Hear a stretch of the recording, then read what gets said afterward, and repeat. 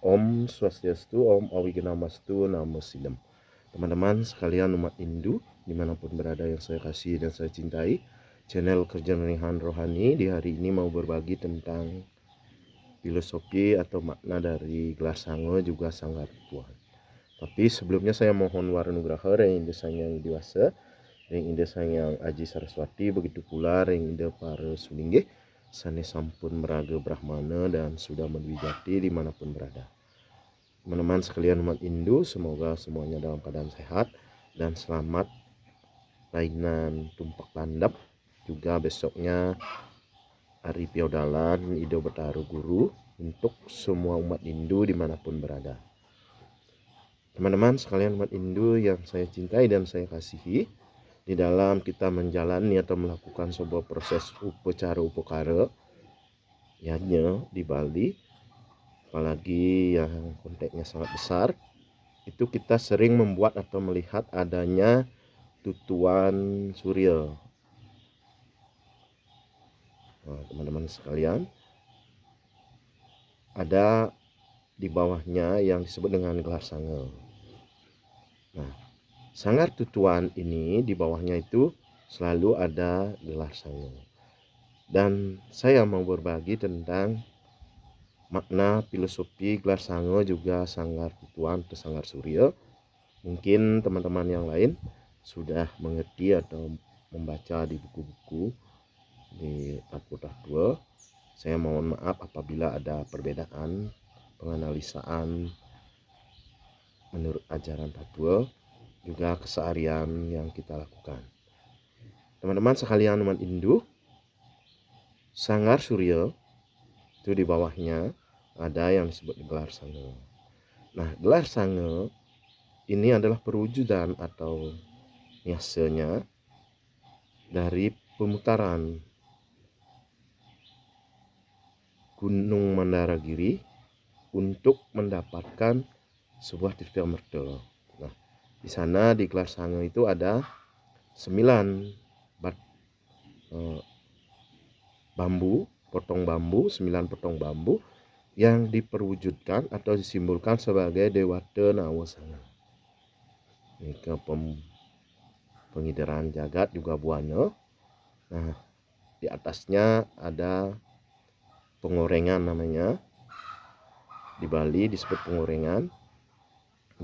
Dengan minyak, juga ada telur dan daun kelor. Nah, tempayan ini atau pengorengan ini simbolis dari danau atau lautan, dan minyaknya ini adalah simbolis dari susu. Nah, sehingga yang ada di dalam minyak di atas pengorengan ini itu telur dan daun kelor. Nah, teman-teman sekalian, kenapa harus telur atau daun kelor? Nah, daun kelor niasenya atau arti kata kelor itu adalah kaler atau gunung yang disimbolkan sebagai pelinggihan siwa atau simbol Tuhan. Nah, telur adalah niase dari 3 kerangka dasar agama Hindu, itu yang disebut dengan Tatwa, etika atau susila, upakara dan upacara. Nah, kuning telurnya ini itu disimboliskan atau niasenya dari Tatwa.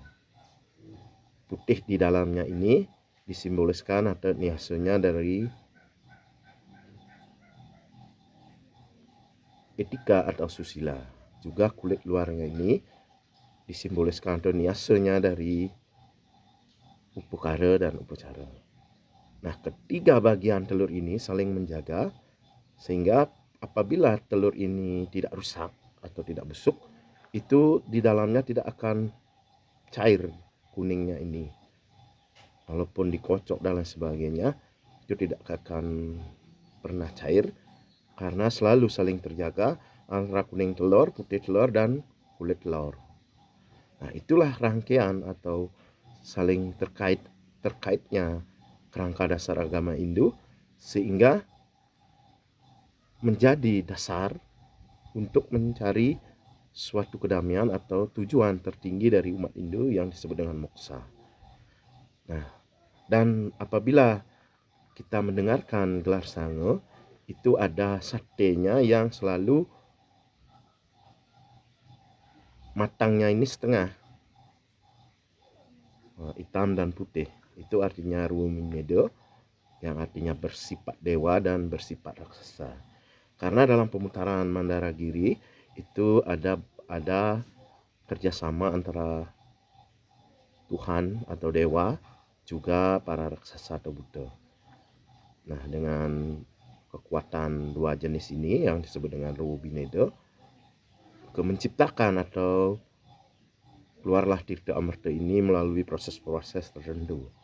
Nah, teman-teman sekalian umat Hindu yang saya cintai, itulah gambaran sedikit tentang filosofi gelar sange, sehingga di atasnya ini diwujudkan sebagai sanggar. Itu sanggar surya, artinya sanggar gunung. Surya adalah Tuhan atau Siwa, artinya gunung ini adalah pelinggihan Siwa atau Tuhan.